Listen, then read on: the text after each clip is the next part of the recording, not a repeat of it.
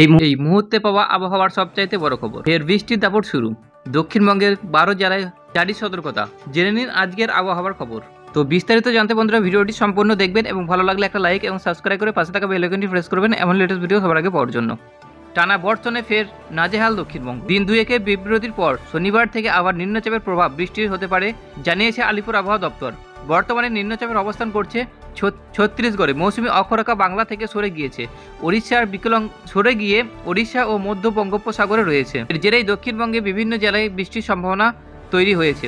দক্ষিণবঙ্গের আবহাওয়া আজ কলকাতা সহ দক্ষিণবঙ্গের হাওড়া, হুগলি, উত্তর চব্বিশ পরগনা, দক্ষিণ চব্বিশ পরগনা, পূর্ব মেদিনীপুর, পশ্চিম মেদিনীপুর, বাঁকুড়া, বীরভূম, পুরুলিয়া, ঝাড়গ্রাম, নদিয়া, মুর্শিদাবাদ এবং বর্ধমানের জেলাগুলিতে হালকা থেকে মাঝারি বৃষ্টি হতে পারে। সঙ্গে থাকতে পারে বজ্রবিদ্যুৎ। এছাড়াও ঘন্টায় 30 থেকে 40 কিলোমিটার বেগে দমকা ঝোড়ো হাওয়া বইতে পারে। সতর্কতা আবহাওয়া দপ্তরের তরফ থেকে। আজ যেসব জেলাগুলিতে ভারী বৃষ্টির সতর্কতা রয়েছে, হাওড়া, হুগলি জেলা ভারী বৃষ্টি হওয়ার সতর্কতাও রয়েছে।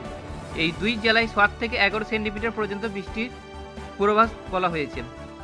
উত্তরবঙ্গের আবহাওয়া দক্ষিণবঙ্গের পাশাপাশি উত্তরবঙ্গেও বৃষ্টির সম্ভাবনা রয়েছে। আলিপুর আবহাওয়া দপ্তরের তরফ থেকে পূর্বাভাস অনুযায়ী দার্জিলিং, কালিম্পং, আলিপুরদুয়ার, কোচবিহার, জলপাইগুড়ি, উত্তর দক্ষিণ 24 পরগনা এবং মালদহ জেলায় আগামী 2 দিন বজ্রবিদ্যুৎ সহ বৃষ্টি হতে পারে। দার্জিলিং ও কালিম্পং জেলায় তুলনামূলক বেশি বৃষ্টি হওয়ার সম্ভাবনা রয়েছে।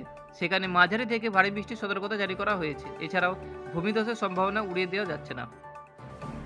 জলপাইগুড়ি, আলিপুরদুয়ার, কোচবিহার, উত্তর দিনাজপুর এবং দক্ষিণ দিনাজপুরে হালকা থেকে মাঝারি বৃষ্টি হতে পারে।